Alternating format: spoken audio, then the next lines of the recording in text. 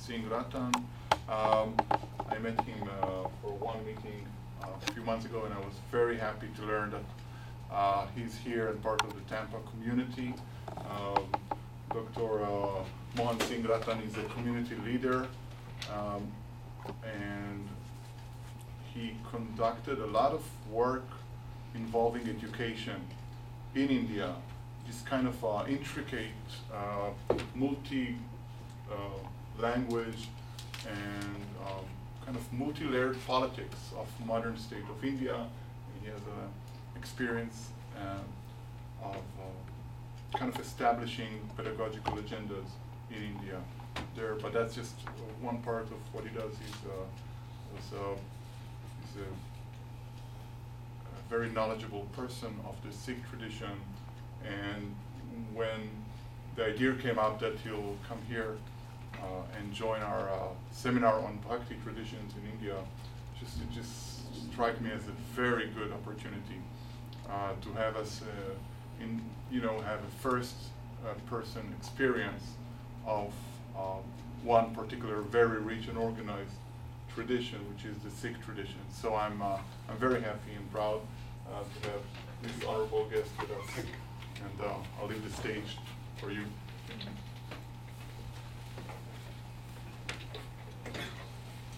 Thank you, Mr. Gills, and all of my friends, students of philosophy, religion, and especially the Indian religious tradition. I am impressed to see the youthful, radiant faces, and I go back to the times when I was also in the classroom teaching young people. Today, I am going to talk about the topic which was given to me, concept of bhakti, then Nirgun Bhakti, and contribution of Sikh religion to Bhakti movement. Am I correct?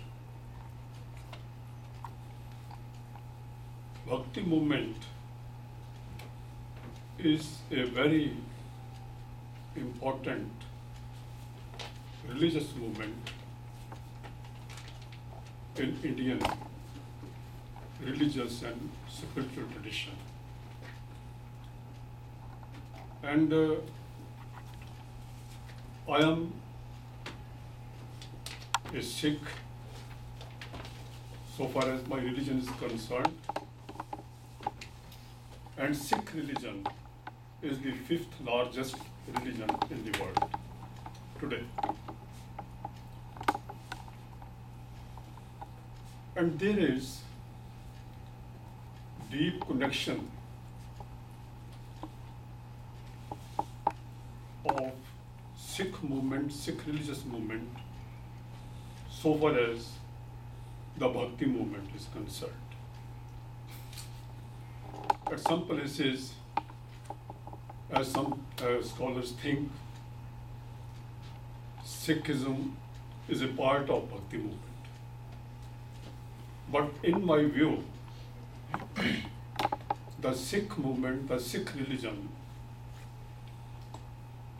was a great step forward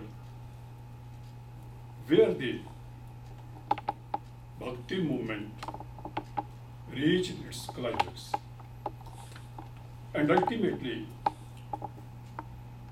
the movement started by our first Guru, first Holy Master Guru Nanak, who loved Bhakti movement, and with the passage of time, it culminated in a new religion in India, which is already known as the cradle of religions in the religious history of the world. So first of all, I will like to tell you where we are. What is India where we are? This is the geographical map of India. Big one, India. You might have heard the Himalayas, the highest mountains in the world. And now Pakistan on this side, Afghanistan here, Iran here. And this great country, there was a time when all this Afghanistan and Pakistan also formed a part of India. Those were the days of Guru Nanak, 14th or 15th century. And the place where Sikh religion started is somewhere here. Guru Nanak was born somewhere here. The name of the state of India is Punjab, Punjab, Punjab. Punjab means the land of 5 rivers. But unfortunately, in the division of India in 1947, some part of Indian Punjab went to the Pakistan side. It was divided into two. One part went to Pakistan and the other is in India. So we had to suffer a lot. I was born now known as Pakistan, and there was a transfer of migration at a very, very large scale. Hundreds and thousands of people were killed during that migration massacres. So I came from this side to this side because the Sikhs chose to live with India. But the birthplace of Guru Nanak, where Sikhism started, that is now in Pakistan. That is known as Nankana Sahib, N-A-N-K-A-N-A, Nankana, in the name of Nanak, Nankana Sahib. So the birthplace of our first Guru is in Pakistan. And whenever we visit on the birthday of Guru Nanak, we have to take a visa from Pakistan government to visit our shrine. I'll come to the Sikh tradition later on. But first of all, let us come to the basic question, Bhakti and Bhakti movement. Then we will see how it developed and what was evolution and how the connection came to the Sikh faith, the Sikh religion. If you see this is the political map of India, different states of India. This is South India. South India, the important states, Tamil Nadu, Karnataka, Andhra Pradesh, Maharashtra. In the center, where is Bombay? Bombay, you might have heard. Bombay is in Maharashtra. And then on this side is Kerala. These are the southern states. And then there is our state, Punjab. That is the northern state. Northern India, northeastern and northwestern India, you can call it. The state of Punjab. Okay? I am introducing these states to you because these are very, very relevant to the study of Bhakti tradition. And then there is a state now known as Uttar Pradesh. This is the biggest state of India now. And there is a place here which is known as Varanasi. And it was known as Banaras also in ancient times. Now it is known as Varanasi because there are two rivers flowing there, Varuna and Asi. At the confluence of these two rivers is the town known as Banaras, Varanasi, and some call it Kashi also. And you will be astonished to know that this Banaras is the land of religious discourses, religious personality, and so much of religious activity started here in India. And there is another place a few miles before Banaras, that is Prayagraj. Now it is known as Allahabad also. Prayagraj, Prayag means the confluence of two rivers. And Prayagraj, Raj is bigger because there are three rivers join. Three rivers. One is Ganga, Yamuna, the most sacred rivers of the Hindus, and the third one is Saraswati. So this is also a holy place, Prayagraj, Kanshi, and in the south there are places. One place is near Madras, now known as Chennai. That is Kanchivaram, or we can call Kanchipuram also. These days we call Kanchipuram also. That is one of the famous centers of the ancient Hindu traditions, Kanchivaram. That is the place of Shankaracharya, one of the four sacred mutts of the Hindus. The first one is in Karnataka. That is Sringeri Mutt.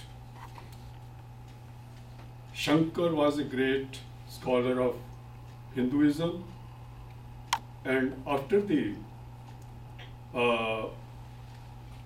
revival of Hinduism, there was Buddhism all around in the whole of India for so many years. And then one scholar, one person whose name is Shankar, popularly known as Shankar Acharya, he established this first mutt in Sringeri.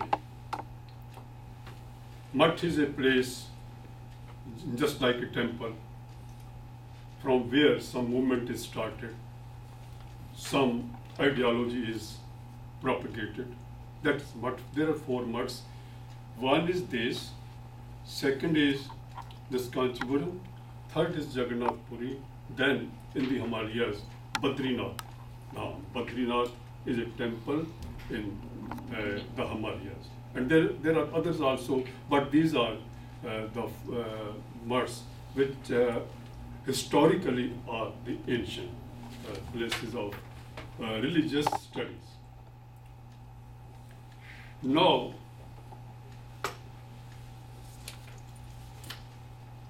Bhakti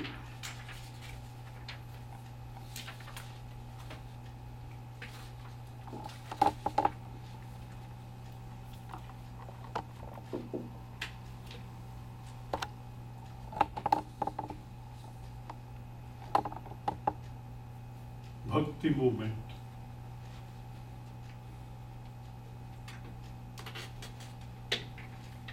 Before we start discussing Bhakti movement, we must know what is Bhakti. What does the word means? From where? Yes? Oh, I thought you were asking. Sorry. Who has to try to answer? Are you asking us for an answer? No, Sorry, I thought you were. Bhakti. What is Bhakti? Bhakti is from Sanskrit word, etymologically, Sanskrit is the ancient language of India. And the word Bhakti comes from Bhaj. Bhaj means to remember, to recite, to meditate. Meditating on what? Remembering whom? That is God.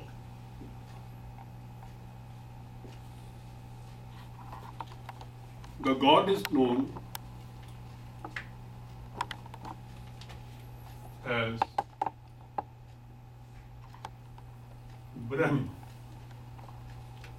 ancient literature, ancient Hindu literature, God is Brahm.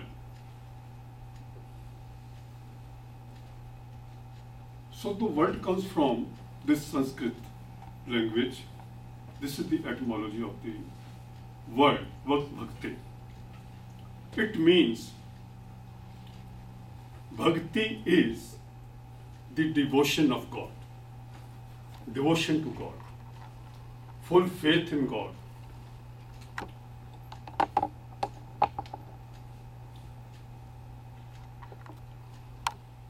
Trying to remember Him, meditating on Him, and singing His praises as well.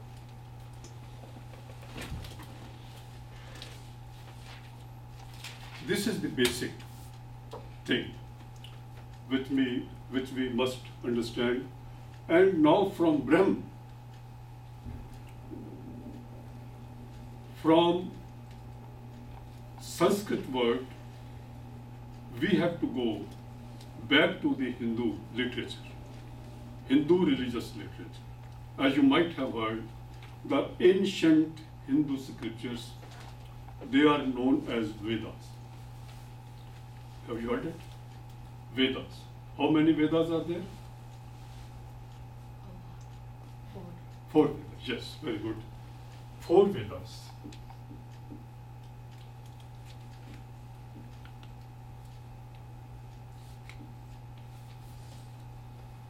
Literal meaning of the Veda is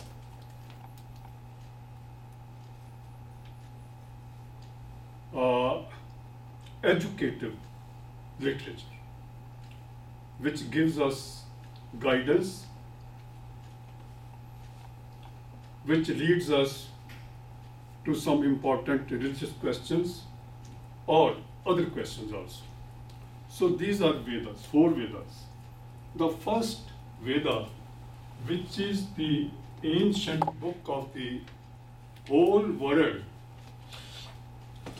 that is, can anyone tell me? Which is the ancient, the first book claimed by the Hindus, and it is about 3,000 to 4,000 years old. The first book, that is Rig Veda.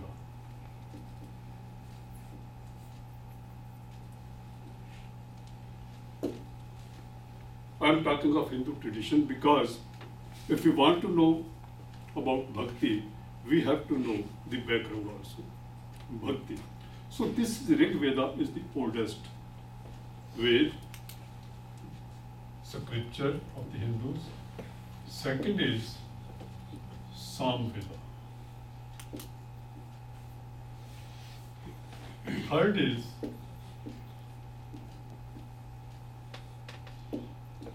Yajurveda. And fourth is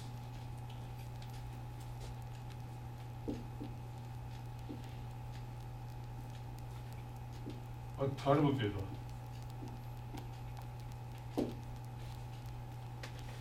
Books of knowledge,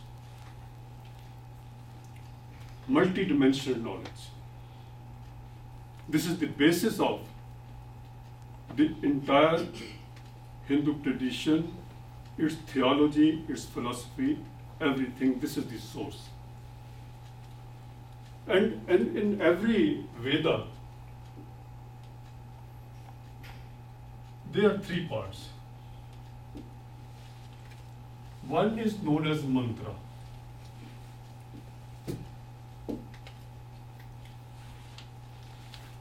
One is known as mantra. One part of every Veda.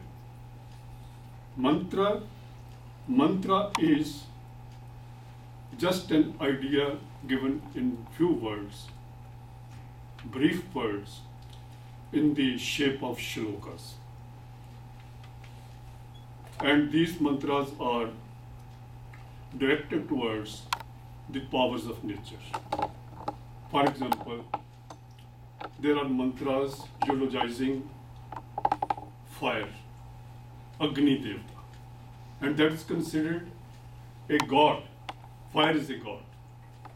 Similarly, Vayu Devta, the wind, and similarly, Suraj Devta, the sun.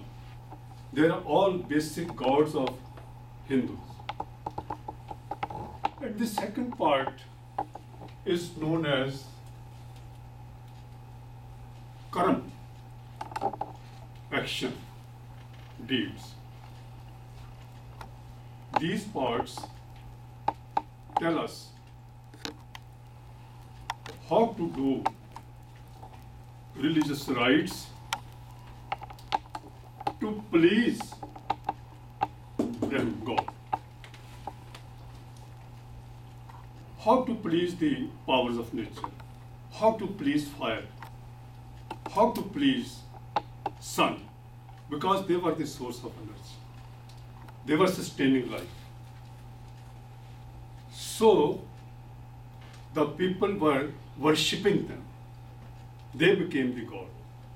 And with the passage of time, the number of gods started increasing. First of 3, then it was 33, and then as the legend goes, there are 33 crores of the gods in Hinduism. There is a lot of mythology about it. There is a lot of conviction also. There is a lot of dedication and faith also. So we don't go into the details of all these conflicts and other things. We are just talking of history, how it happened. And the third part is Upanishad.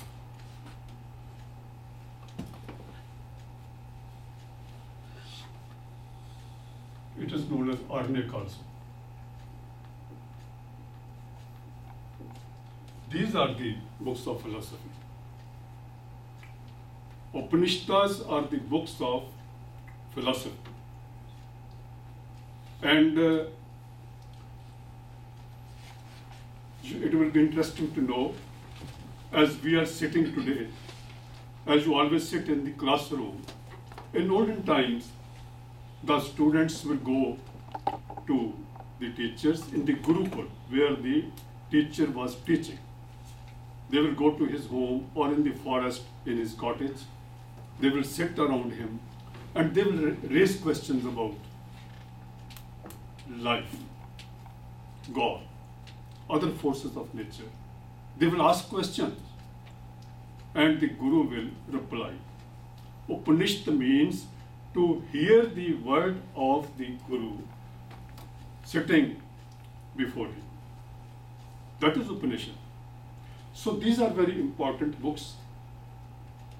As available today, the number is far more, but the available famous Upanishads are about 112. The books of philosophy. What is Brahma? What is Jiva, man? What we are? How we live? How the life is sustained? And similarly other questions which are always haunting us even today. So Upanishad. This is the Hindu tradition. Then after that, there are 6 Shastra. Shastra is darshan, philosophy. The views given by a scholar of religion,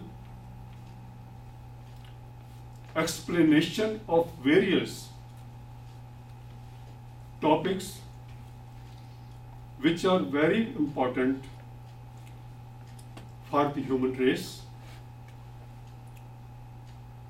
These are known as, one is Vaisheshik,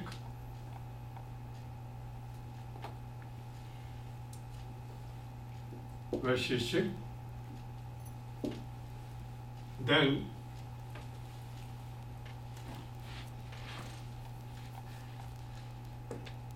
Mimamsa, then Yoga, we call it yoga also. Today it comes from the Shastras. Then Sankhya Shastra, then Vedanta Sutra,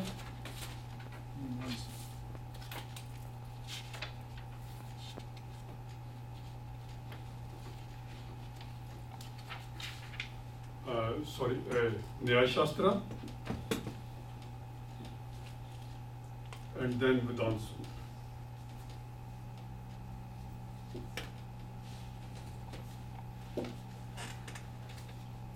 Different philosophy, different schools of thought.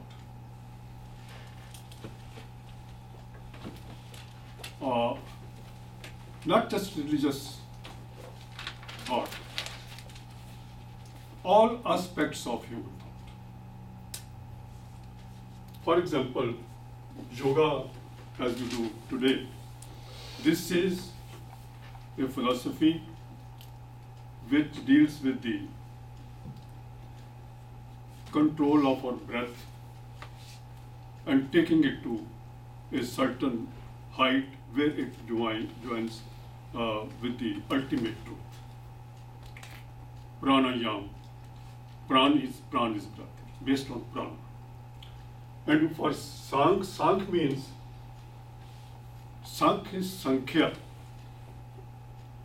numbers, the science of numbers, mathematics, arithmetic. So it started as Sankhya. Nyaya is logic, argument. And similarly others. These Shastras, 6 Shastras known as 6 philosophy or known as 6 darshans also. The Sanskrit word is darshan. Darshan. These are also very important books. And the last group, that is Purana.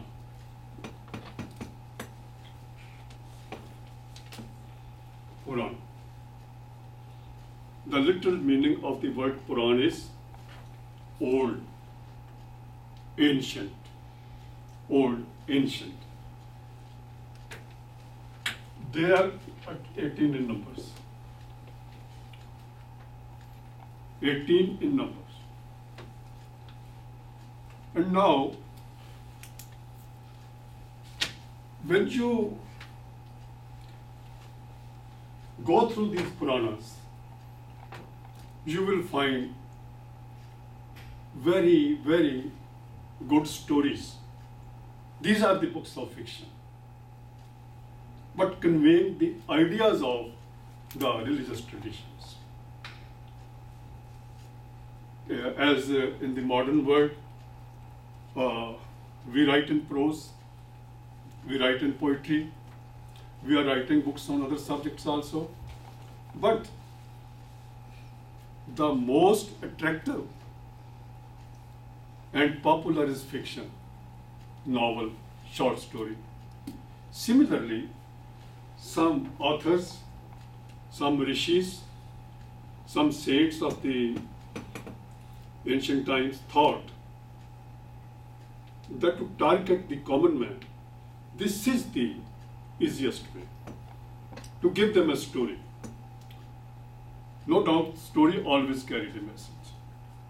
The message which was traditional. So these 18 Purans also.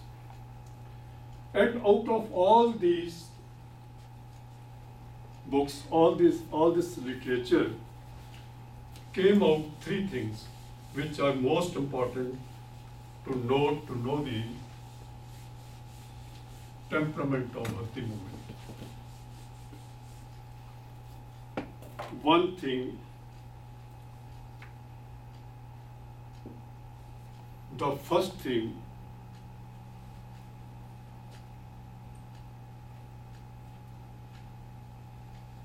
Gyan, knowledge. Second is karma. Third is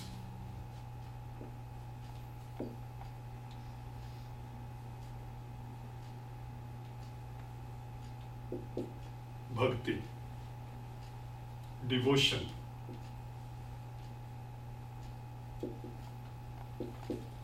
Now the problem is how to be one with God. This is the core of the Hindu philosophy. How to attain God,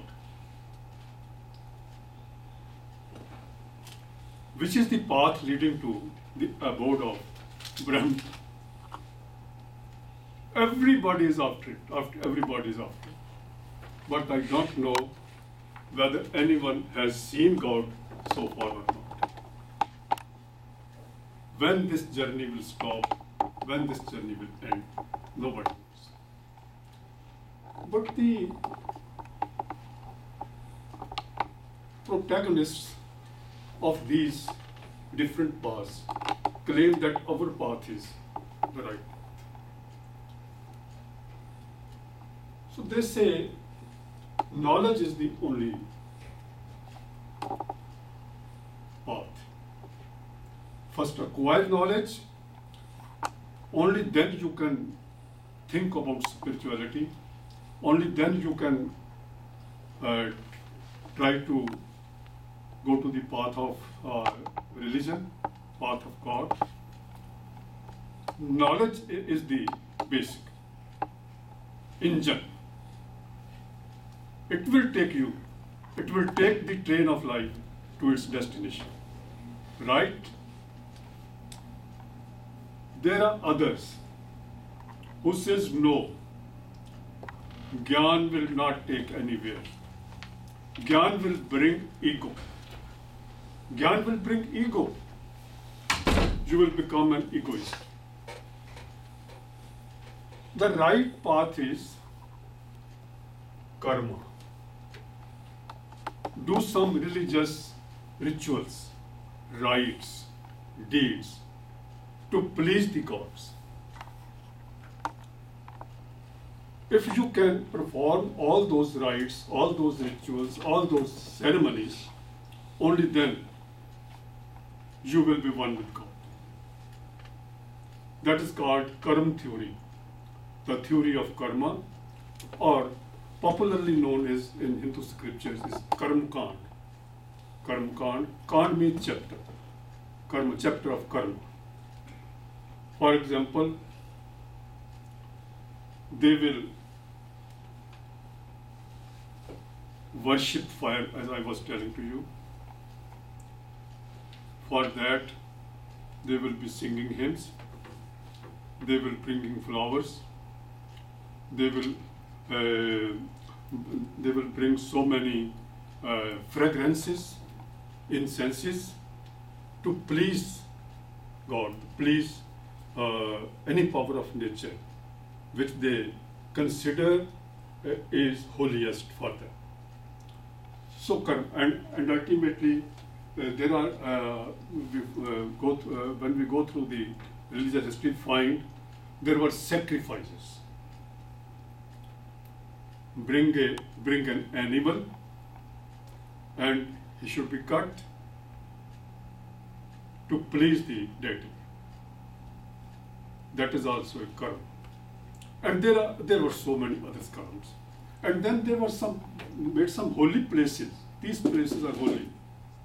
If you go to that place, you will get salvation. You will get deliverance, because that is a holy place. And there is a lot of mythology about all this.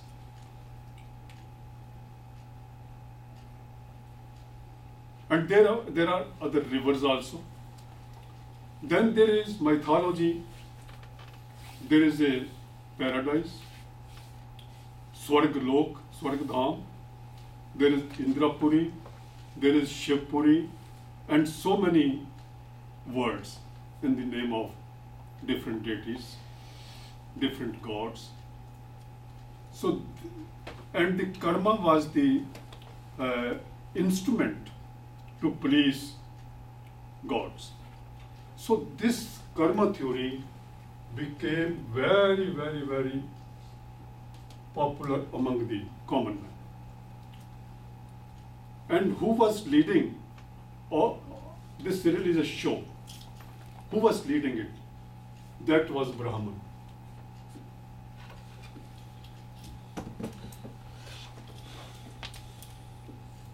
At this stage, I would like to tell you then other set of ancient books.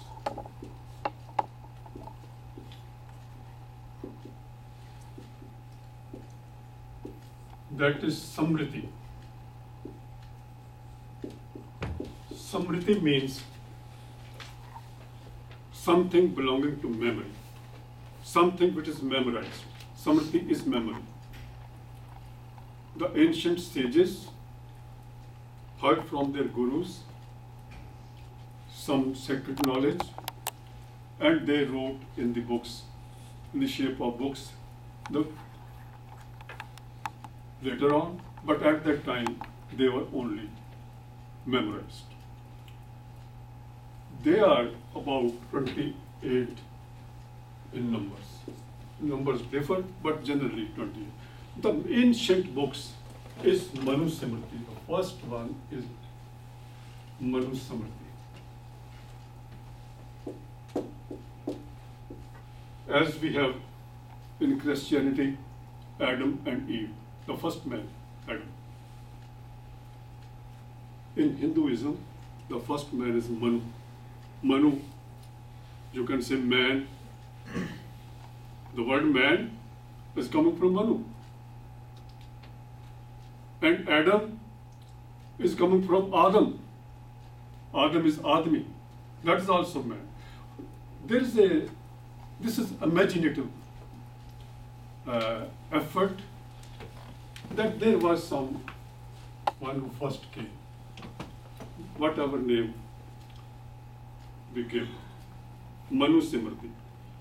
In Manu Smriti, Manu was a rishi. He gave some sort of policies to run a society. There are so many parts of it, but which is very relevant to us, that is caste system.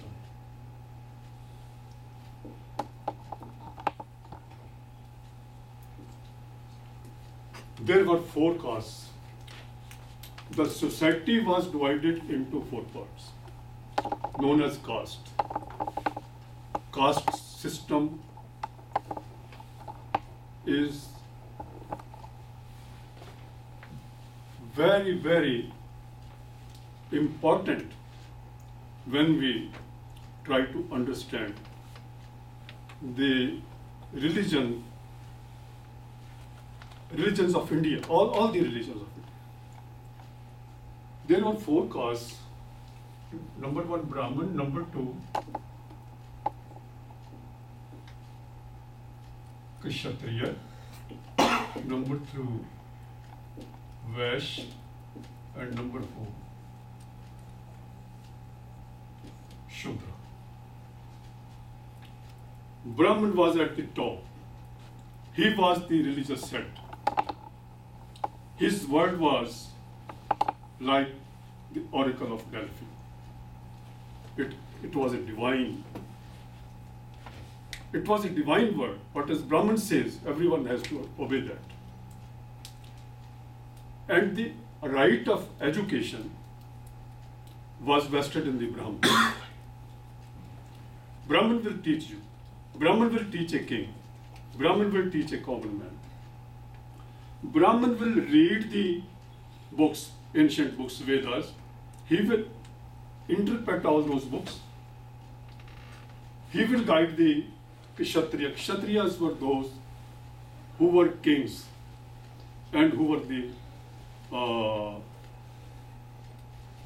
brave people who fought the battles and ultimately created their own kingdoms. So they are guided by the Brahman. Brahman is very important. The nearest son of God, you can say. He claims so. Brahman is from Brahm. Brahm is God. So Kshatriyas, they were managing the society. They were the leaders, political leaders. They were the fighters. They were the heroes. They were the brave people. They will wield swords in the battlefield. But they had to obey the Brahman. And third was Vaishya. Vaishya was those people who were sustaining the economy. The agriculturist, the shopkeeper, and others. And the fourth one, that is Shudra, this was the lowest caste. But this caste system had become hereditary. If a son is born to a Brahman, he may be illiterate, ignorant, but he will claim that I am a Brahman. And Shudras were hated. They did menial work. They were just like outcast. They were not allowed to read Vedas. If anyone, any Shudra, however intellectual or capable he may be, he tried to listen to the Vedas, he was punished for it. Some lead was melt and put into his ears so that he cannot hear the Vedas. Because Ved is the Vani of the gods. It has come from God. And only Brahman will tell who can read it, who can listen it. But this category they will not. So it created a conflict of caste in Indian society. Even now, if you go to South India, Professor Gills, he has been to South India. There are so many temples, Hindu temples, even now, where Shudras are not allowed to enter. There are so many restrictions, so many rituals. This caste system became a great problem for the Indian society. And this is the main cause why the Bhakti movement came into being. Total disintegrated society,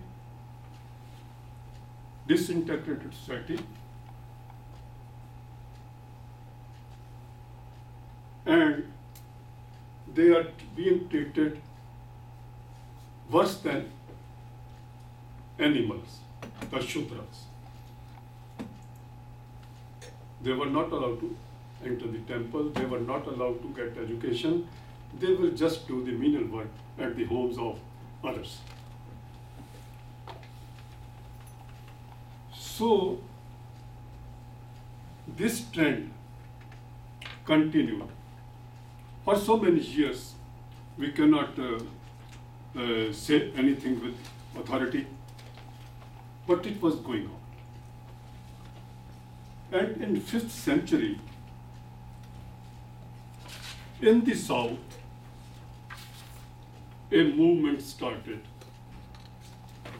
which is known as Bhakti movement.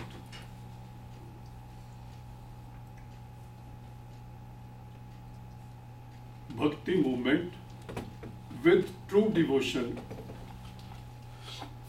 true faith, deep faith in the ultimate power, God.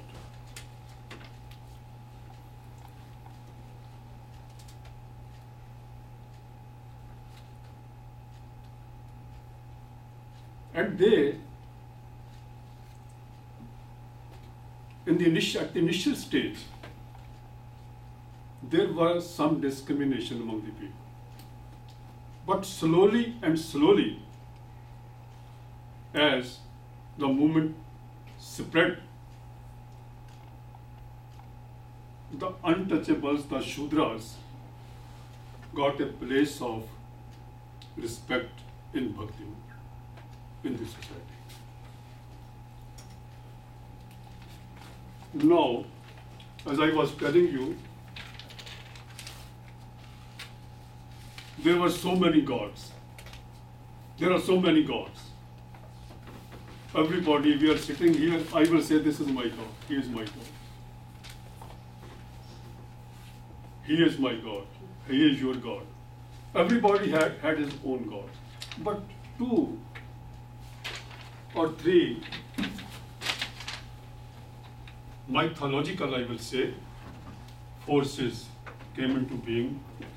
One is Vishnu. Second is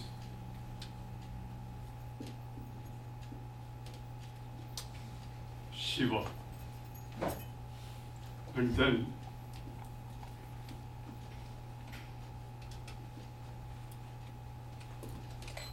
third is Brahma. If we go through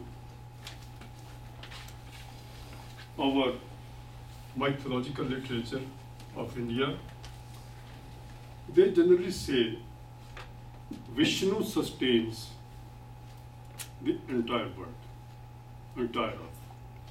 He is God. Vishnu is God.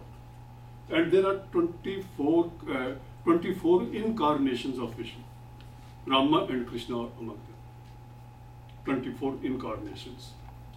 And they say Shiva is the destroyer of this world. And Brahma is known as creator. But he is different from Brahm. He is not Brahm. He is, you can say, a lieutenant of Brahm. But ultimately, they became to known as gods, the main gods of Hinduism. You will find in India, there are so many temples in the name of Vishnu. All the Rama and Krishna temples are Vishnu's temple. Then there are Shiv temples. Have you seen the pictures of Vishnu or Shiv or Brahma or not? Seen. So these are the gods, 3 gods. And there is, for your,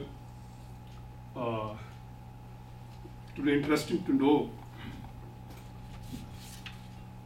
they have so many temples of Vishnu, so many temples of Shiva, but Brahma, who is known as the creator or the builder,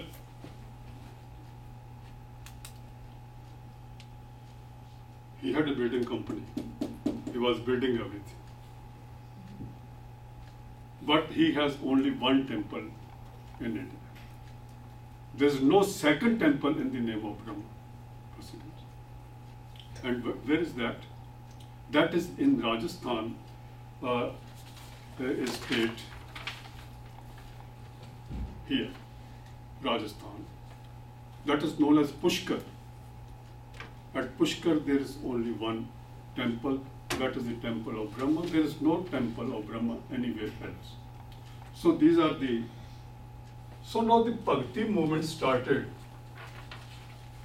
primarily with these 2 deities.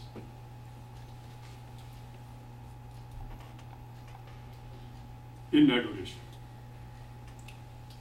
There were some who were singing the praises of Vishnu.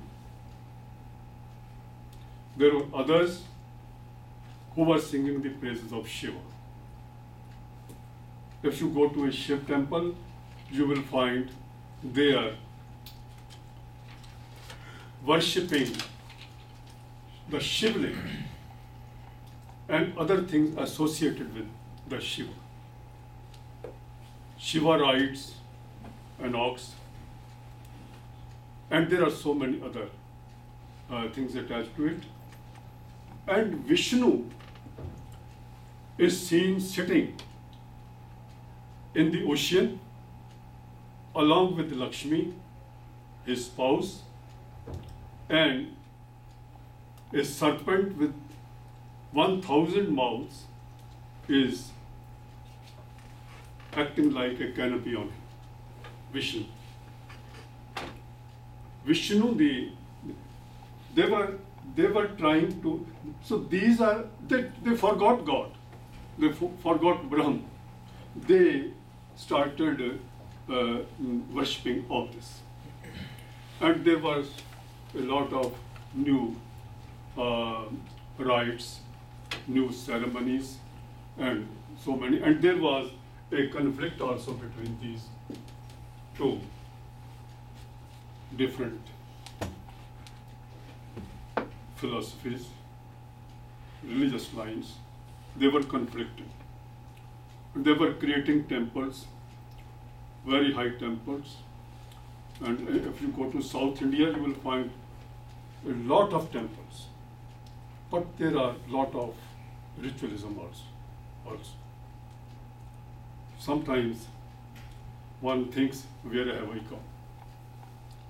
And then there were state restrictions. They will not allow some people to come. For example, once I went to Kanyakumari. Kanyakumari, there is a temple in Kanyakumari. This is here, bilkul at the tip of the Indian Ocean. And I was asked to wear a dhoti. Dhoti is a piece of cloth which they wear around the lower portion of their bodies. If you can't wear this, you cannot enter the temple. I decided not to go to the temple. And then there was a temple in Padmanabha Mandir, that is in Trivandrum, in the state of Kerala. There were also so many restrictions like this. And perhaps you have known or not, the Jagannath Puri is a temple here on this side, eastern coast. That is also a very important temple, Krishna temple. Jagannath is the name of God. Jagannath, the master of the world. Literally, it means this. In this temple, the Prime Minister of India at that time, Indira Gandhi, was denied entry. She was not allowed. She was born in a Hindu family, a Brahmin family. His father was Hindu, but she had married a Muslim. So he was outcast. She was not allowed. Being the Prime Minister of India, he was denied entry. And then some Christian travelers, tourists, they went to Jagannath Puri to see the Konark temple nearby, the ancient temples Konark. And when they went to that temple, they were denied entry. You cannot enter. Only a Hindu can enter here. And I also went there. There was a conference in the University of Utkal University in Cuttack,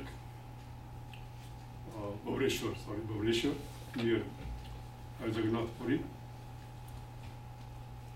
But I was allowed entry. I was a little bit astonished. Why am I allowed here? Then someone told me that they consider you a Hindu. So is that a general thing? Yes. You think that Sikhs are recognized? Yes, I am coming to that. There are so many people who think that Sikhs are just an offshoot of the Hindus. It is claimed by the Hindus, but Sikhs are not Hindus. Sikhs have a different philosophy, different way of living. They have their own institutions, they have their own scriptures. But generally speaking, because the religion was started by Guru Nanak, and Guru Nanak was born in a Hindu family, but nobody knows that he took a stand against Hindu ritualism, and that was the origin of the Sikh faith. I will be coming to that also.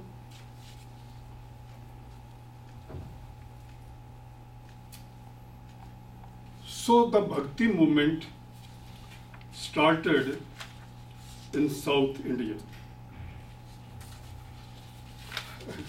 And now I will like to tell you how it moved ahead, the Bhakti movement. First of all, the state of Tamil Nadu, that was known as Dravid land. Dravid, the old ancient people who lived in India before the arrival of Aryans, and they were pushed to the south. They are still against the north, people of the north. There, this movement started with the devotion to Vishnu, love for the Vishnu, commitment to Vishnu. And there were so many hymns written by various bhaktas of the Dravid area. And the book was written that is known as Divya Prabandhan, or it is known as Dravid Upanishad or Dravid Ved also, because they consider themselves different from the mainstream Hindus. And that contains about 4,000 hymns, that book. Divya Prabandham. Prabandham is an organized book. And this movement went on from 5th to 9th century. Then this movement, Bhakti movement,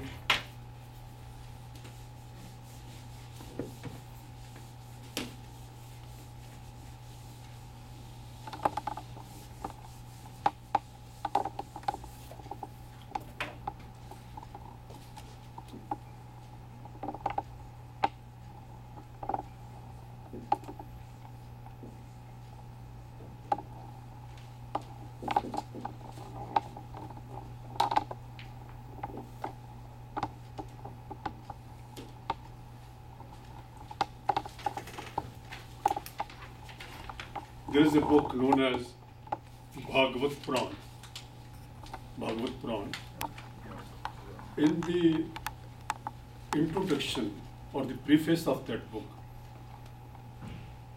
Bhakti in the shape of a woman is speaking her own story, telling us her own story. What she says? She says,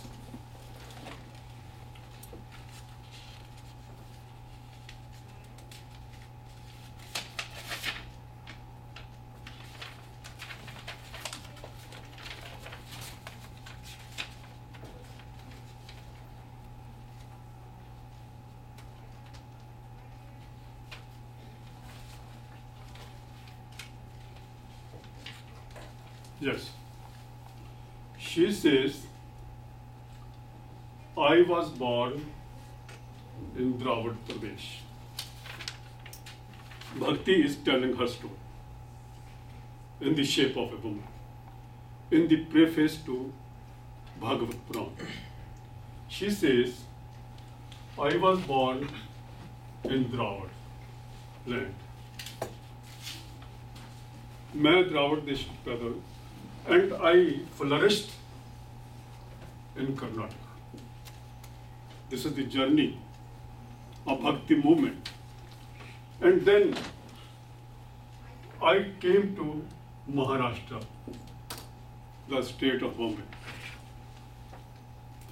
where I got a lot of respect. I was born here. I became famous here, Karnataka, and then Maharashtra, I was honored. People liked me. I got immense respect there. And from there, I went to Gujarat, where I grew old,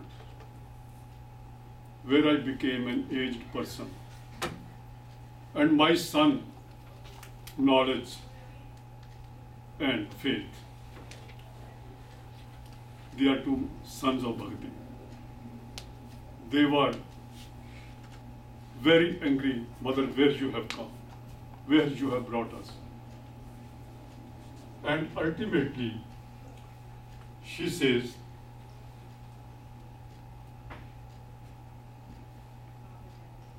I was disappointed. Nobody liked me. In Gujarat, nobody liked me. Everybody detested me. They hated me. And I was totally disappointed. Then all of a sudden, I came to Vrindavan. Vrindavan is here, near Delhi in the state of Uttar Pradesh, near Agra. Agra, you might have known, the city of Taj Mahal. Vrindavan.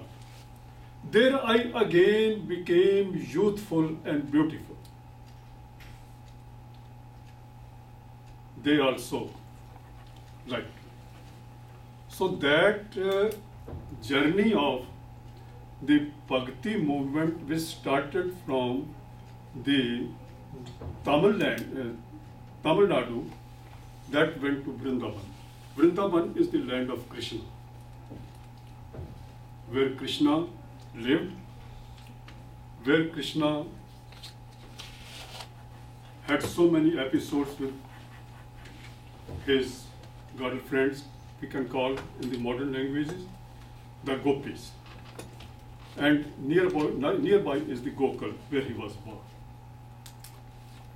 So Bhakti became very strong here. But now the second thing, it stopped here. In Vrindavan, this Bhakti is going on. That is Krishna Bhakti. Krishna Bhakti. Now we come to a point, Nirgun Bhakti and Sargun Bhakti. What's it get? Nirgun Bhakti and Sargun Bhakti. Sargun means which has attributes. Which has attributes. God has attributes. What was the idol? A temple was created and idol was placed in it. And idol was being worshipped as God. This is God. These are his eyes. This is his shape. He is wearing clothes. The doors are closed. Now he is changing clothes. And all type of rituals associated with the living being. That is known as Sugun Bhakti. Everything God has in our front. This is God. We believe this is God. But Nirgun Bhakti is just the opposite. God has no form. God has no shape. God doesn't take birth. God has no reincarnation. because the Vishnu Bhagats, they were always worshipping the various incarnations. And Nirgun Bhakti was totally commitment to the formless God. And that came to be the center of activity of Nirgun Bhakti became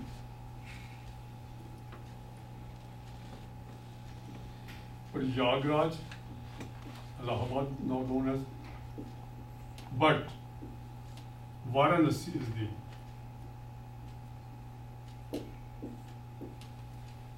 main. Prayagraj is a place for Nirguna. Allahabad, these centers are for. It is Sagun as well as Nirgun, but it is purely Nirgun, because the first saint, Guru, that he was Ramanand. Ramanand was first Sagun, and later on he shifted to Nirgun. And all his disciples, they were of Nirgun stream. They didn't believe in idol worship. First of all, I will tell you a very important line, hymn, not line, but hymn.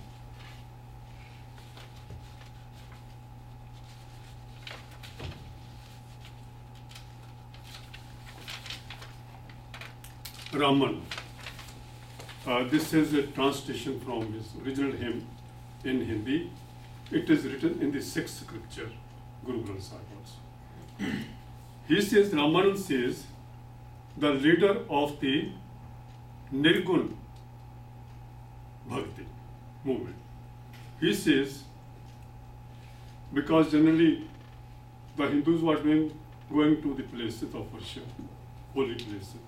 And Ramanand says, what need to go anywhere? Why to go anywhere? I am living here. Why should I go to Hardwar? Why should I go to Allahabad? What need to go anywhere? In my home itself, find I joy. I am living in my home and I am fully happy. Why should I go? And he says, my mind now no more wanders and has become as one maimed in the leg. I think I am maimed. I cannot walk. I need not go anywhere. I am here happy at my home. And he says, on a certain day, the desire arose in my heart, and rubbing sandalwood and other fragrances as the traditional bhakti people are doing. Fragrances to worship, went I to the Lord's temple. And one day it came to my mind, I should go to a temple. I took all the fragrances, all the flowers, whatever is needed for worshipping the deity. So I came to the Lord's temple. The master made the Lord manifest in my mind. And then I came to know my Guru. And with the grace of the Guru, I came to know what is the truth. He was manifest, God was manifest in my mind. The Lord's temple, the master made the Lord manifest in my mind itself. Now, wherever I go, only water and stone, and all beings are searched. There is stone, people are worshipping stone, and then there is water. And he says, all Veda Puranas, one might go there. I have seen all the Vedas and Puranas, searched them, and I come to the conclusion one might go there if we were not here to see him in our home. Uthe taan jaiye. Only then we can go there if we don't have him here. God is with us. we need not indulge into any ritualism. God is with us. God is in my inner self. So this was the Ramanand who started as a Sargun, but later on turned to Nirgun, and his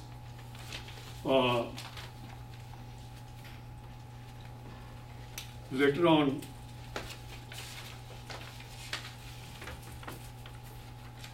Ramanand was the disciple of Ramanuj.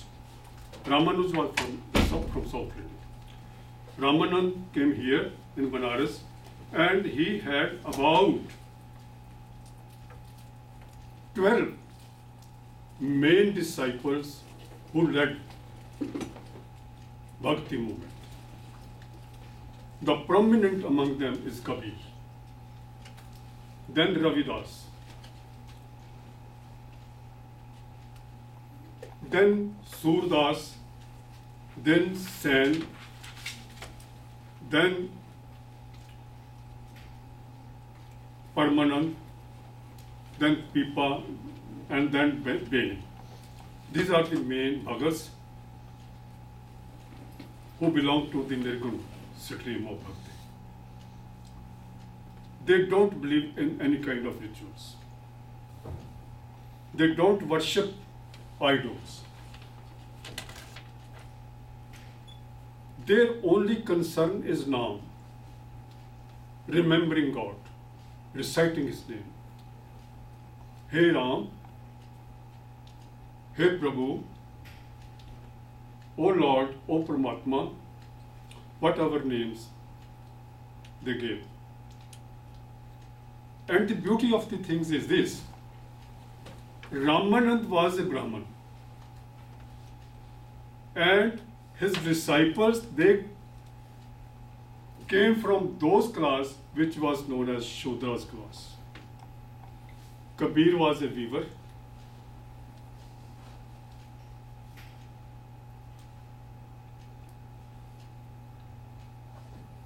Sen was a hairdresser, and there are so many others.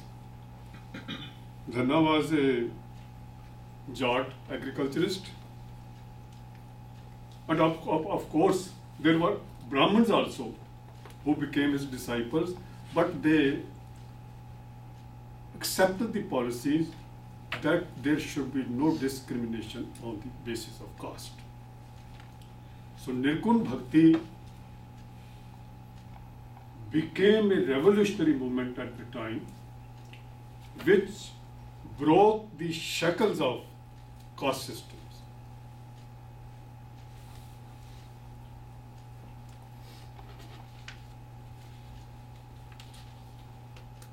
Now, as I was telling you, what Bhakti said, I started from Tamil Nadu, Dravid Pradesh, then I went to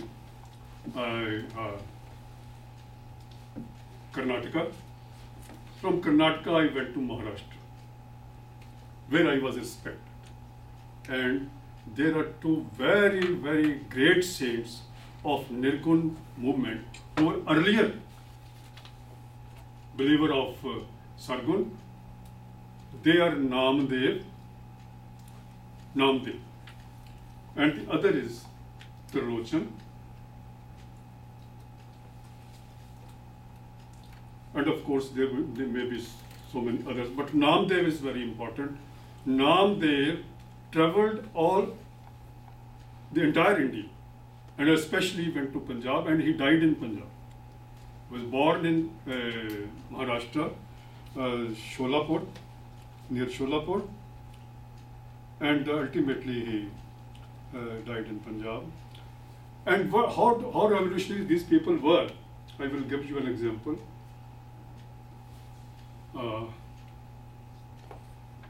Time limit. Now it's about 12:35, so let's have 10 minutes more and open this for questions. Okay. So, Guru Nanak, he took long journeys in the Indian subcontinent, and he went up to Mediterranean. He went to Makkah, he went to Baghdad, he went to other countries also. 42,000 miles he traveled on foot. And one of the one very important aspect of his mission was to collect the writings of those people who really believe in the advancement of man as a man. So it is obvious that Bhakti tradition people, they attracted him. He went to Banaras and he collected the Bani of all those Bhagats.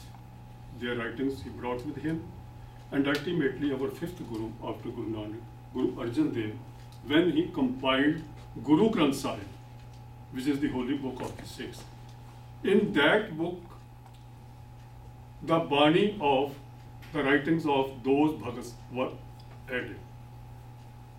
It was written there, added. And you will be astonished, there are total 36 writers whose Bani is in Guru Granth Sahib. But there are only 6 Gurus. 30 are others. And among them 15 are Bhagats. And from those 15, there are at least 12 important Bhagats of Nirgun City.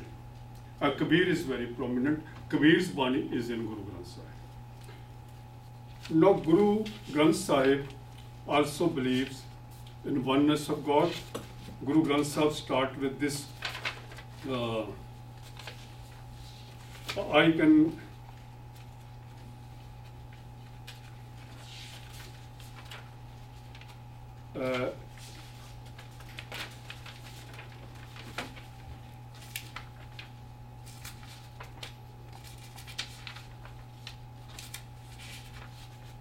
yes.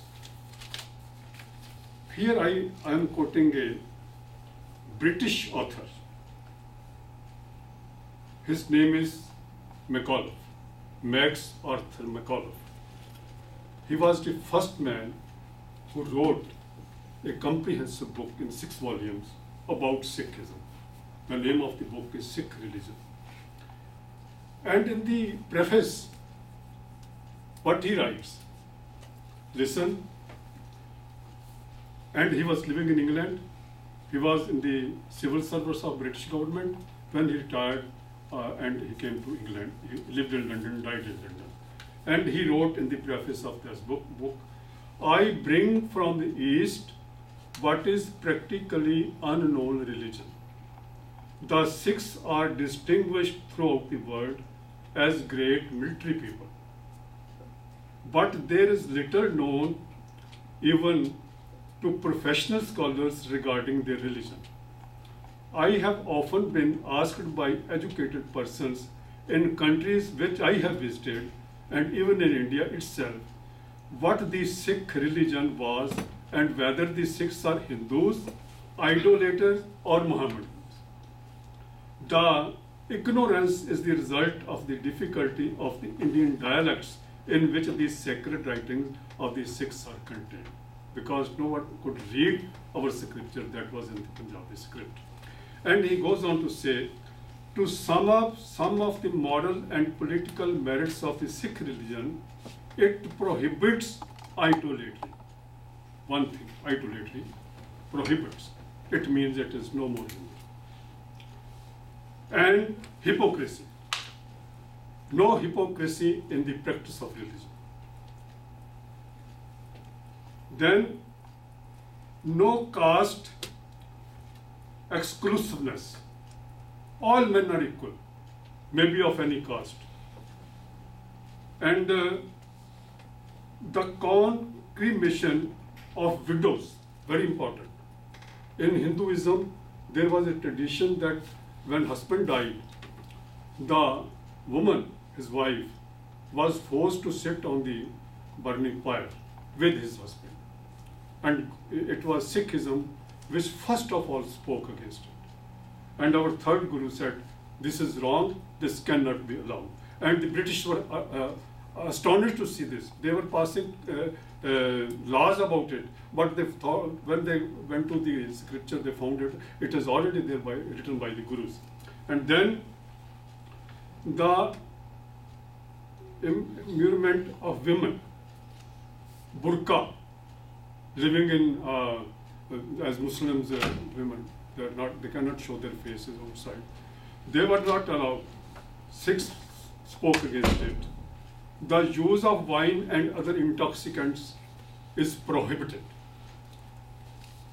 Pilgrimages to the sacred rivers. This is written by MacAuliffe, a British author. These are not my words. Sacred rivers, tanks of the Hindus, and it includes loyalty, gratitude for all favors received, philosophy, justice, impartiality, truth, honesty, and all the moral and domestic virtues known to the holiest citizen of any country. This is the Sikhism written by MacAuliffe. What about the sacred rivers? What's the status of sacred rivers? Sacred rivers, for example, Hindus went to Ganga and Jamuna to take a bath to get salvation. But Sikhism does not. No, never. Okay? So, this is the basis of Sikhism. And Guru Nanak, our first Guru, the first line in our scripture, which is known as fundamental principle of Sikhism, God is one.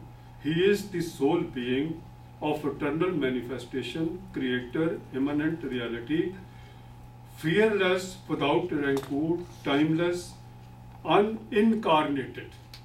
Hinduism believes reincarnation of God. But our Guru says, no, God cannot take birth. And our fifth Guru says,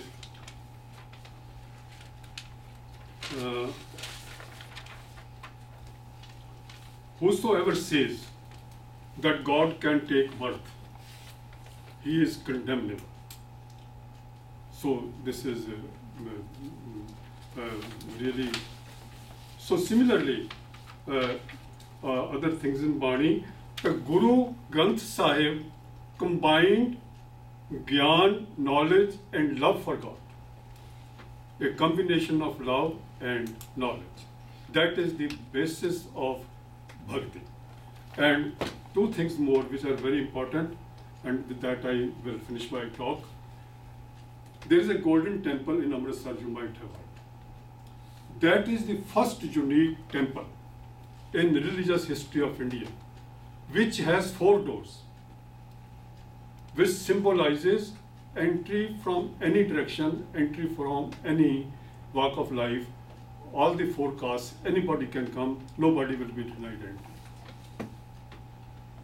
And number 2, Sikh give their women an equal right with the men. And Guru Granth Sahib, our scripture, is very eloquent on this issue. And Guru Nanak says, the woman who gives birth to great men, the kings, philosophers, how can you condemn her? He is respectable, he has equal rights. In our religion, even a woman can be priest, a woman can do every religious rite as the men do. One thing, which is the last thing I want to make it clear, Sikhs are a militant nation,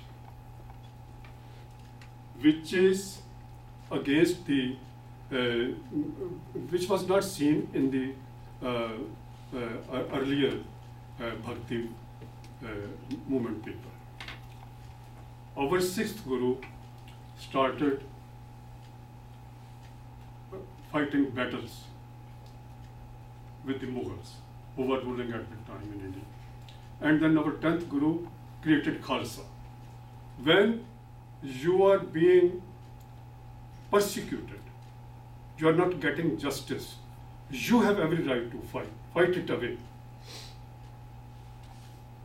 Fighting for justice, fighting for truth, fighting for your self-respect. So Khalsa was created and the Sikhs were asked to wear 5 Ks, as you might know, and one was their sword. So a Sikh must, sword is not a weapon to use everywhere. Whenever there is injustice, the Sikh will sacrifice his life, and history knows our 9th Guru gave his life, gave his head to save the religion of the Hindus in Delhi. At that time, Aurangzeb was ruling. He was a fanatic Muslim ruler, and Hindus were. The Hindu came to Guru's house, and Guru said, "Okay, I will plead your case, and I will sacrifice my life if needed," and he did it. So we are to fight for justice. Whatever, for 91 years, we were forced to live in the jungles after our 10th Guru. 91 years we were in the jungles. We could not come to the towns. And we fought against the fundamental Mughal Empire, and ultimately it was uprooted from the soil of India. And ultimately in the Punjab, the Sikh Empire was created under the leadership of Ranjit Singh, who was our first emperor. His empire lasted for about 50 years, and after that the entire India, including Punjab, came into the yoke of British ruler. And then 1947 we got freedom. The Sikhs chose to live with the Indian side, and it is a very honorable situation for us, our people, that presently the Prime Minister of India, who is the executive head of the largest democracy in the world, he is a Sikh, Mohan Singh. He has been Prime Minister for 10 years. So we are democratic people. We want to coexist with the people. We have a great love for the universal brotherhood. So this is the Sikhism, and this is the dimension which was given by our gurus to the Bhakti movement. So it started from just a common religious movement. It became a powerful movement to face justice, to face injustice, and to fight against those who were committing atrocities against the common man. Thank you.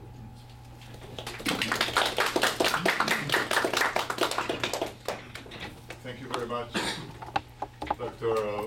Mohan Singh Rattan. I will open the discussion for questions soon, very soon. I want to, first of all, to thank you for giving us this opportunity to sense a concrete tradition, right? How Bhakti turns, and I think Sikhism is really unique in this regard.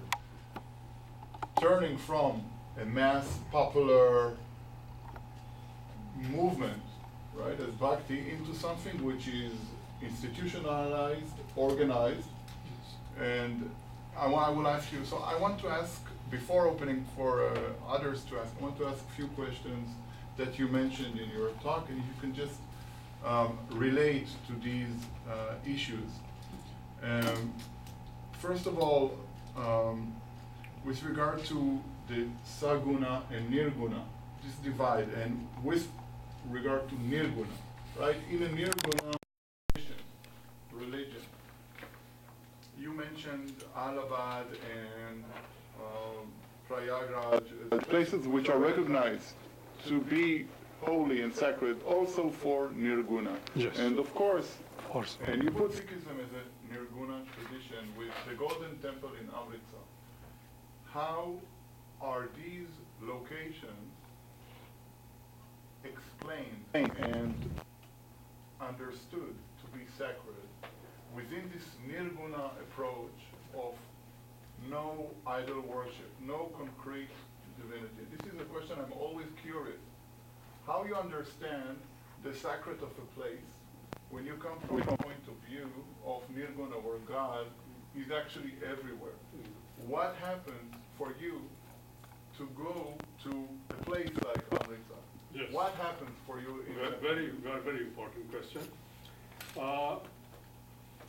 Amritsar, as we feel and believe, is a place of historical importance to the Sikhs. The Sikh movement, that was the center of Sikh movement. It doesn't, it has no comparison with that thinking of a holy place that is the holy places of the Hindus. Not that way. But we go to them because our six gurus lived there. And that is the place was founded by him. So it is historical importance, and the, above all, our scripture, Guru Granth Sahib, was first compiled at that place, which we hold in esteem. And it was first installed in the Golden Temple. So that is much of historical, not every place where we go, where our Guru goes, where the message of our Guru is sacred to us. It's very simple. That is why the Ramanand's hymn I was quoting, it is in Guru Granth Sahib. Yeah, okay. And about the social structure in Sikhism, and I'm curious again. First of all, so these are different questions that came to me. Are Brahmins recognized for any kind of status for Sikhism? Any? Brahmins, are they appreciated as having some kind of authority for Sikhism? No, not at all. And do you have a priestly? Everybody can be priest. Even a Shudra can be a priest. There is no problem. There is no discrimination in this. Brahman is nowhere in the Sikh theology. Yeah. Yes. And one thing I noticed that always with their resistance to caste, right? The question of the professional background and professional or society divided into professions, how is that negotiated? You can say, for example, we have different jatis and they are all equal. They are all allowed access to the temple and can become priests. But they are recognized as jatis. They are recognized as a group who are traditionally connected to a particular tradition. Do you have that in Sikhism? No, not at all. No? In principle, it is not. If something happens like this, it is a different thing. But basically, Sikhism doesn't believe it. Everyone are equal and without any kind of particular association. Exactly. Yeah. Yes. Okay. Most of our priests in Indian Gurdwaras, Gurdwara is the place of worship, Sikhism, temple or church of the Sikhs. Even from any caste, there can be a person who believes him, but he should be a believer in the Sikh ideology. Yeah, and so you said this movement from this shift from Bhakti movement, which is very general, into the Sikh religion, and you're saying you think it was a progression or advancement, right? And move forward. In what sense? What Sikhism takes from Bhakti and pushes it forward?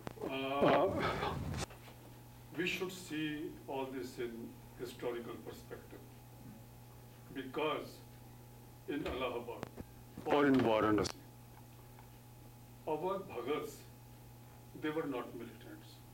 And there was not a situation where militancy was required. But in Punjab, there was a lot of persecution of the Sikhs. And if you have gone to the Sikh history, you might have seen Guru Nanak's movement became so popular that at the time of Jahangir, when our fifth Guru installed Guru Granth Sahib over scriptures in the Golden Temple, at that time it was not Golden Temple, it was known as Golden Temple, it became later on. When it was installed, Jahangir was annoyed because a forceful movement is coming up and Nanak's Sikhs are becoming very important, and even Hindus and Muslims are being attracted by this man. And Guru Arjan, when this Golden Temple was built, his first foundation stone was laid by a Muslim Sufi Fakir Mian. So that was an interfaith connection, interfaith dialogue. And Jahangir was very fundamental. So he created such a situation with the help of other fundamental forces that Guru Arjan Dev had to sacrifice his life for the movement. And then it became a challenge for the Sikhs to fight a government for a state which was inimical to the common man. So that is the historical situation which created another movement, or you can say it got an other aspect added to the Bhakti movement. Mm-hmm. And No Bhakti movement leader, maybe Kabir, maybe Ramanand, maybe anyone. They were living in the Muslim area, but there was no persecution felt by them. But here, Guru Arjan Dev gave his life. And it was obvious that Sikhs took a challenge and they decided that a government which cannot help or save the common man, we should fight against it. So this is a new element in but all those elements, the element of praying, bhakti, fellow feeling, living together, that was there. Yeah. That is the basic of basis of Guru, the Sikh. Yeah. That is it. Yeah, and it went into the and there is an initiation process to become a Sikh, or is that exactly? Yeah. This is a very good question. Guru Gobind Singh over 10th Guru, he created Khalsa, if you have read the history, in the year 1699, to create a militant force to fight against the rulers who were converting Hindus forcibly to Islam. That was the situation. And that was initiated as Christians, they are baptized. Guru gave the Amrit, that is known as Amrit. When he takes Amrit, he becomes a Sikh. And he becomes a Khalsa. But even at the time of Guru Nanak, the ceremony of initiation was there. Whenever a person came to Guru Nanak and he said, I want to be your Sikh, it was a small ceremony that some sort of water in a bowl, and Guru Nanak will touch with the toe of the feet, and it will become simple that he is the Guru. That's all. And Guru Gobind Singh changed that initiation process in the shape of a double-edged sword in the ball of Amrit. There are, when the movement becomes an organized movement and organized religion ultimately, then there are some ceremonies or rituals added to it. But the idea is, whatever ritual is, for what it stands. If it stands, if it is used to just a symbol, it is good. But it is just doing a ritual that is not acceptable to the Sikh theology. For example, Guru Nanak, when he was 9 or 10 years old, his father took him to the Pandit. He was asked to wear sacred thread around his body. Guru Nanak refused. Guru Nanak told the Pandit, what does this sacred thread mean? What is the idea behind it? Idea behind it is you should be merciful, you should be compassionate. If these qualities you have, you should be contentment. If these ideas, if these virtues you inculcate in yourself, only then you can wear it. If you don't, you need not do this. I will not. And similarly, a Sikh wearing 5Ks, if he doesn't believe in Guru's philosophy, if he doesn't use those ideas for the common upliftment or social upliftment, then he is not a Sikh, he is just making a show of the rituals or whatever symbols are.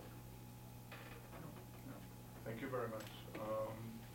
Okay, someone has questions? Yes.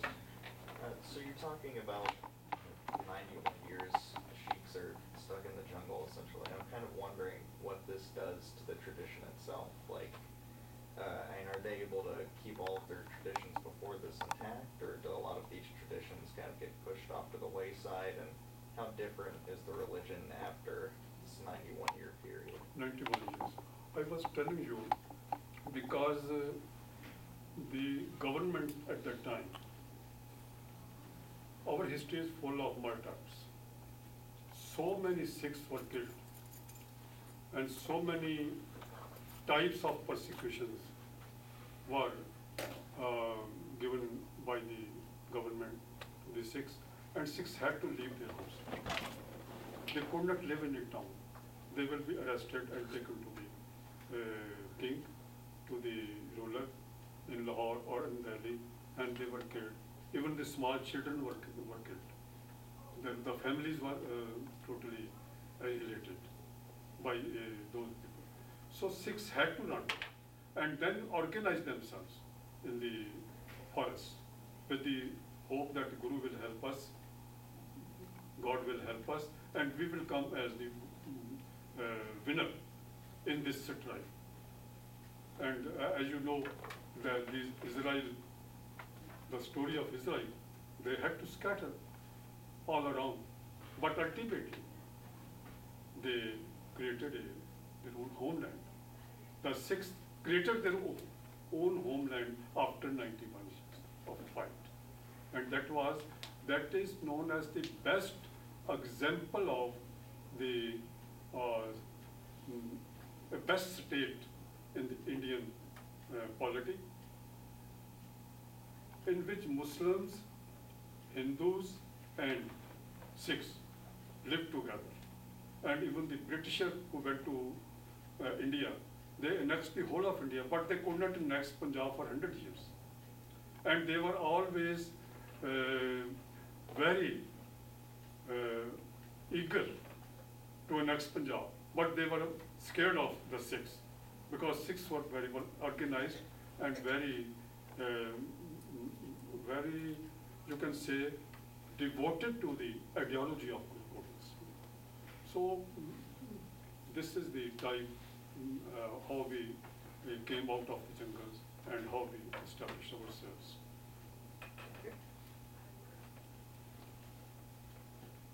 I have a question. You mentioned how the Bhakti movement and Sikhism, a lot of sort of social implications like equality and caste. I'm wondering, is that something that came up that Guru Nanak was interested in, or is that something that developed later on in history? How did the Sikh movement develop itself as sort of being interested in these social reforms and things like that? Say again, once again. I'm curious, was Guru Nanak interested in these sort of social reforms, or is this something that sort of developed historically? Yes. Guru Nanak's message started with this social reform, because there was not only problem in the religious field of religion, there were social issues also. The biggest issue was the caste system, and Guru Nanak broke the barriers. Then the emancipation of womanhood. Guru Nanak raised a strong voice.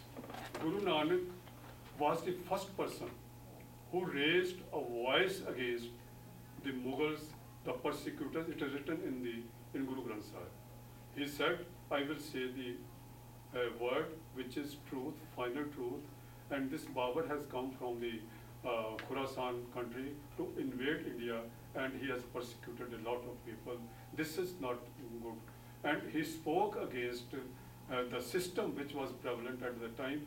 Guru Nanak said, the kings have become butchers, and the officialdom has become, they are dogs, they are killing the people, they are looting the people. And all the social problems were addressed by Guru Nanak. Guru Nanak. Everywhere, whatever was needed, he did it. Social reform was the main plank of Guru Nanak. Could you briefly explain to us the 5Ks and the significance of those what they symbolize? 5 Ks. Mm-hmm. The first is Kesh. Kesh is hair. A Sikh will not cut his hair. This is the order of the Guru, especially for those who are Amrit Dhari, who got Amrit as per dictates of Guru Gobind Singh. But there are other Sikhs who are not baptized. They are called Sahitari. They sometimes they cut their hair, but they respect the Bani of Guru Granth Sahib. So case is the main thing. After that, we have some small comb. That's called Kanga. Okay. To clean hair, always we keep it here. Then this is bangle, steel bangles called Kara. Kara, it means whenever you do something, you should remember that my Guru is saying this. I should not do anything which is against the dictates of my Guru. Kara is just like a handcuff by the Guru. And then the sword, small sword around the body, that shows I am a man with dignity, self-respect. I will retaliate if someone tries to hurt me. I will help those who are being persecuted. Then this will become my weapon. Otherwise, this is to show you that who am I. And then a small underwear which is known as kishara. So that is for keeping sanctity of your sex life, or you can say cleanliness. So we are in this way case. Thank you. Yeah.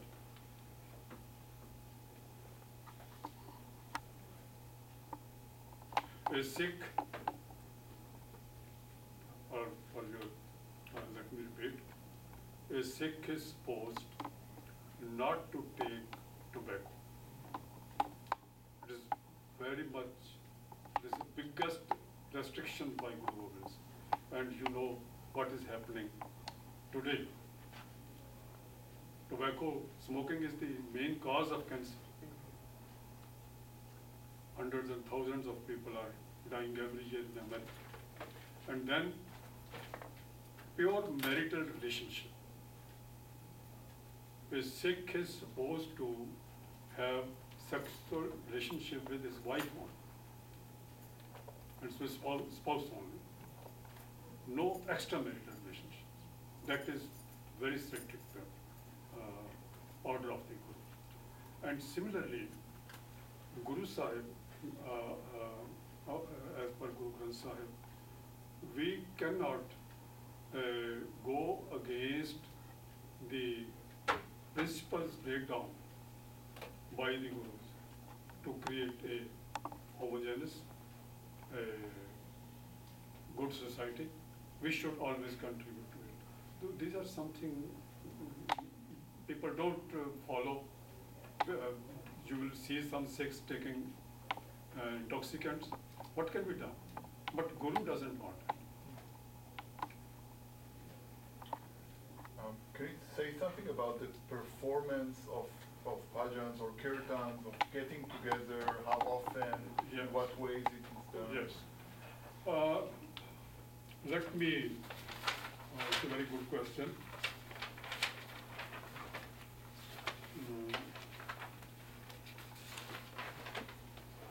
In traditional bhakti, there are 9 types of bhakti. 9 types of bhakti in the entire bhakti movement. That is known as Navda Bhakti. Navda means 9. What is that? The first is Shravan, listening to the name of the divine name, listening, the praise of the Guru or whatever you believe in. Then Kirtan, second. Kirtan means praising your Guru, praising Vaheguru, Paramatma, God. Then Simran, remember them. Then Pad Sevan Chan Seva, then washing the feet of your Guru. That was done in the Bhakti movement.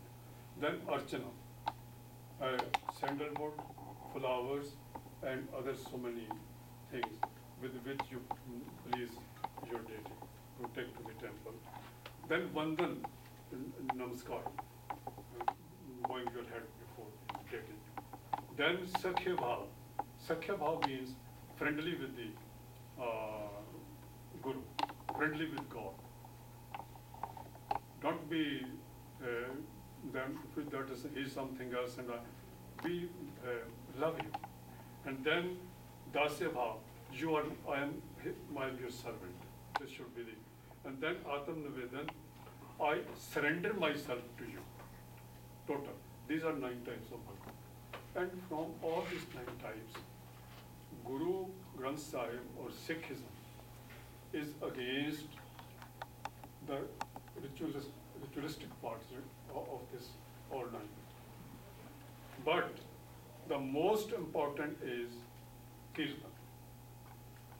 Because the entire Guru Granth Sahib, 1,430 pages, and total 36 contributors, they have written in poetry. And Sikhism believes to sing those hymns with the help of the instruments. Guru Nanak, when started his journey, he first of all made a Muslim friend known as Mardana. He was playing on rabab, an instrument. Guru Nanak and Mardana traveled all around for so many years. Guru Nanak was uttering Bani, writing hymns, and Mardana was singing all those. So that tradition of Kirtan means to please God, to please your Guru, singing his hymns, and telling by singing, telling others that how we respect our Gurus, our Guru. And at the same time, we must know that with Kirtan, you asked me a question, Kirtan is the most important part of the routine service in the Sikh temple. It starts early in the morning. If you go to Golden Temple, it starts early morning at 3 o'clock. And it goes on till late night. It goes on. And after this small interval, and then for cleaning the temple, and then again. Kirtan is most important. Because Guru thinks Kirtan is, in Guru Granth Sahib it is written, Kirtan Nirmolak Hira. Kirtan is a precious time which can give solace to your mind, solace to your body, and you enjoy it, and you get some sort of peace of mind. So Kirtan is very important. And the poems are by Guru Nanak, and by Kabir, and by Ravidas, all those 36 authors yes. of the Adi Granth, Yes. Guru Granth Sahib. All the hymns are sung by him. Not only of Gurus, Ravidas, Namdev, Surdas, Parmanand, Pipa, there are so many others. And our poems being composed afterward, poems have become part of the Kirtan. Is there a practice of composing poetry by later traditions, composing poetry within Sikhism? There is a long tradition of creating poetry, but that is not Guru's poetry. There are so many poets. There is a long tradition of poetry in Punjabi literature. There are so many, and some people having the same themes have written poems, Yeah. but they are not given the same status. They're not performed No, in collective, no. they're more written? In Sikh temple, in Sikh ceremonies, only the Bani which is in the scripture, that is sung. Uh-huh. I am also a poet. I written 5 books of poetry, but my poems have no value when compared with Quran. I sing, but I cannot sing my poem there, although the theme is same.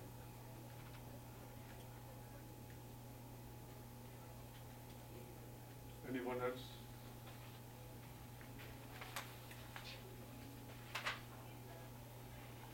Yes, I want to thank I'm thankful. Dr.Mohan Singh Rattan. She is my wife, khalsaJiKaKeertan Kaur. She retired as professor of music in India after 37 years of service in college. And my son, Dr.Mohan Singh, is working in U.S.A. He is a doctor by profession.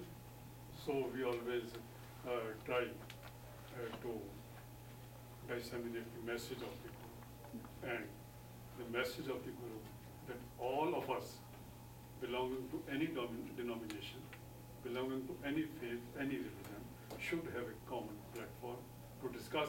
And I am proud that Guru Granth Sahib is a common platform for all the poets, bhakti poets of different states and different places. So Guru provided a platform. We should always have a single platform where we should sit together, talk together, interact. Thank you very much. He is Jaspreet. He is a professor from Punjab University in Patiala in Punjab.